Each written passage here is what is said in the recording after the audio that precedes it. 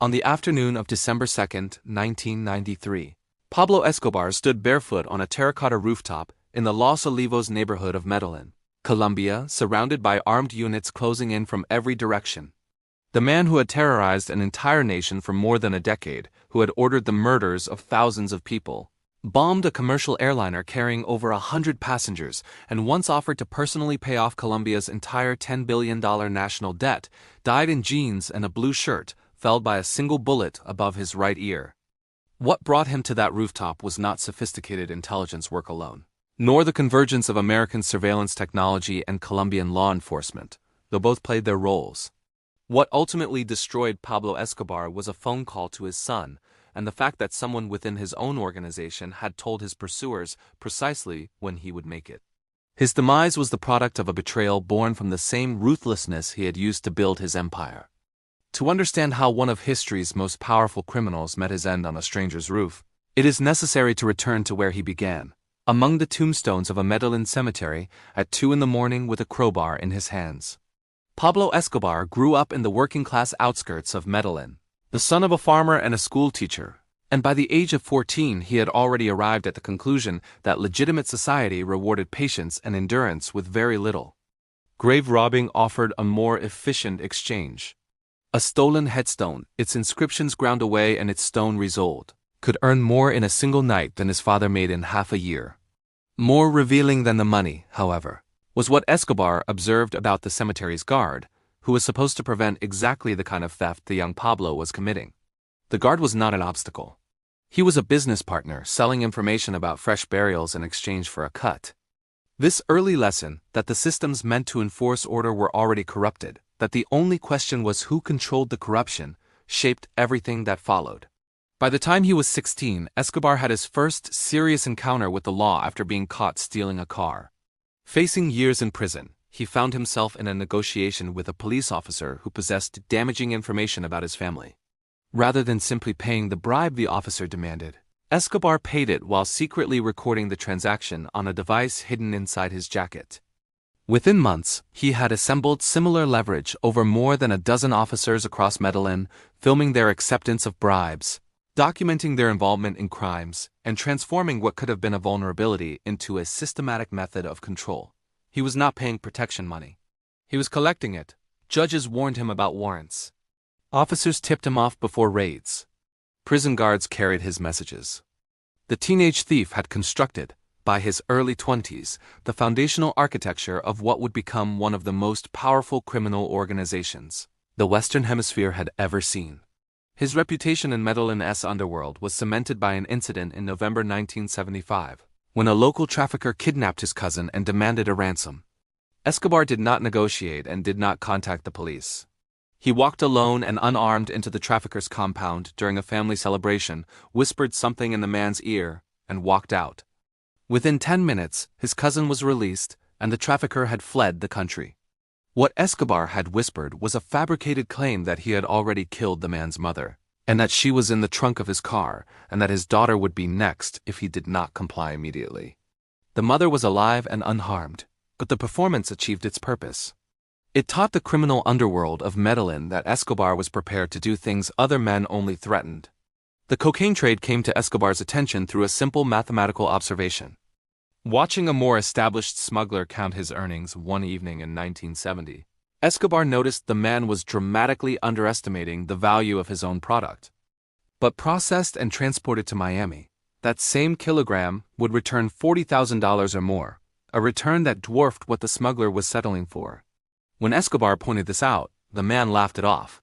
Within 6 months, the man was dead, and Escobar controlled his distribution networks.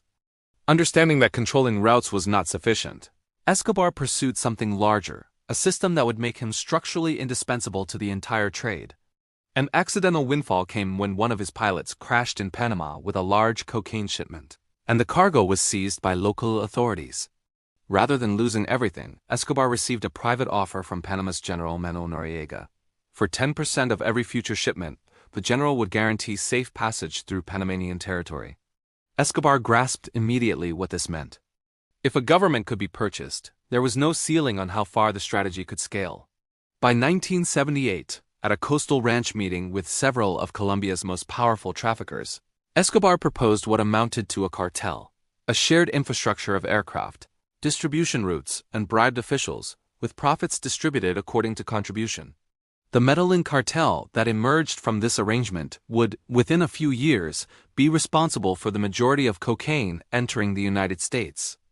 By the mid-1980s, Escobar's organization was generating roughly $60 million per day.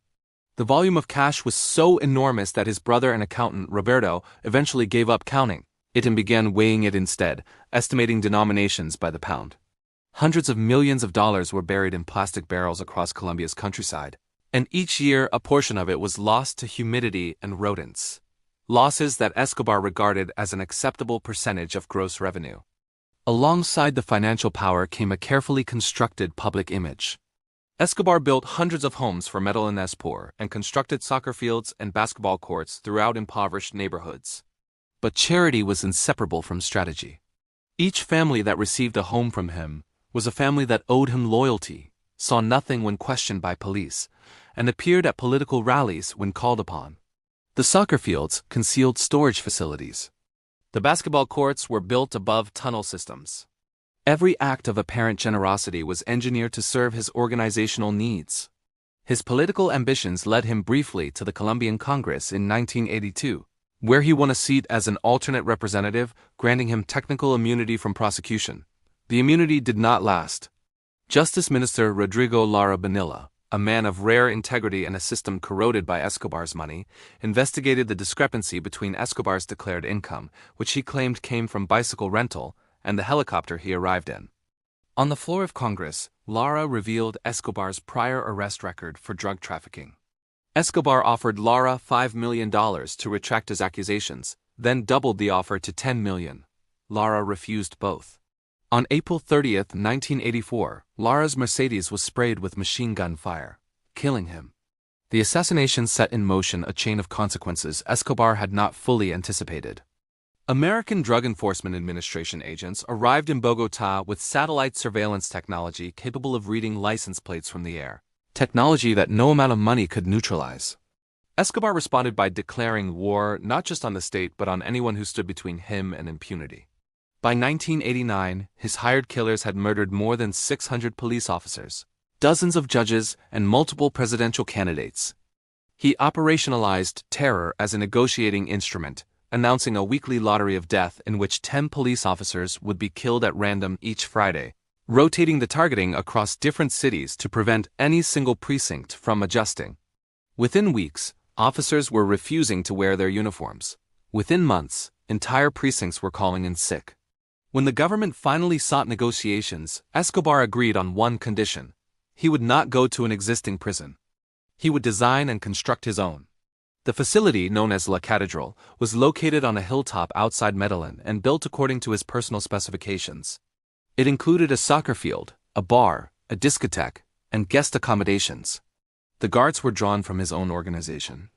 While Colombia's government congratulated itself on having achieved his surrender, Escobar was running the entire Colombian trafficking network from his custom-built prison, using the threat of handing detailed files on his competitors to the DEA as leverage to extract 30% of their gross revenues.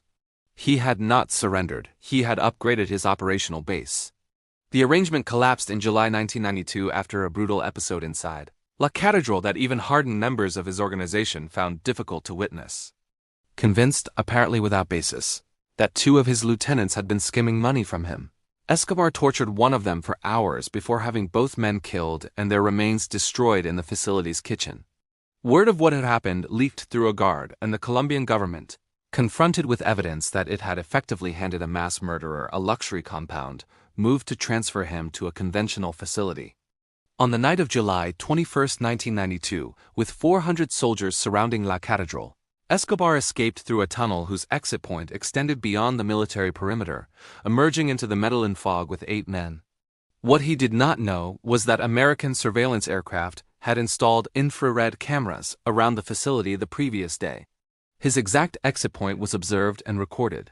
From that night forward, he would never be entirely unobserved again. The final 18 months of Escobar's life were defined by a relentless contraction of his world. The technology arrayed against him was extraordinary. An NSA surveillance aircraft designated Centra Spike circled Medellin at high altitude. Invisible to radar, capable of intercepting radio transmissions, defeating phone scramblers, and pinpointing the source of any electronic emission within a city block. Every time Escobar used a radio or made a phone call, the aircraft triangulated his position and relayed coordinates to the Colombian National Police Unit hunting him. The search block. But technology alone did not explain the precision with which Escobar's hunters found him. A paramilitary group called Los Pepis, whose members included enemies Escobar had made over decades, appeared to have access to information that no surveillance aircraft could provide. They located safe houses purchased under false identities. They found bank accounts opened in his mother's maiden name. They identified and killed people who had attended his daughter's birthday party, a private event at which hidden photographers had captured Escobar in an unguarded moment, enabling Los Pepis to identify everyone present in the background of the images and systematically work through that list. Within 6 months, they had killed nearly 200 people who appeared in the photographs. The source of their intelligence was eventually traced, in declassified American documents, to someone within Escobar's innermost circle, a trusted member of his organization who had watched the torture and killing of the 2 lieutenants inside La Catedral and concluded that he was likely to be next. This individual contacted Los Pepis and offered a straightforward exchange: Escobar's location and habits in return for guaranteed safe passage and a share of the reward money. Every safe house Los Pepis found, every perfectly timed raid by search block, every detail about Escobar's movements and vulnerabilities, all of it traced back to someone who had sat at his table and eaten his food and knew exactly when his guard would drop. That moment came on December 2nd, 1993. Escobar's son Juan Pablo, unable to secure asylum from any foreign embassy and stranded in Colombia, called his father in a state of distress. Escobar's own security protocol required him to keep any call under 30 seconds, enough time to exchange information, not enough time for a signal to be triangulated to a precise location.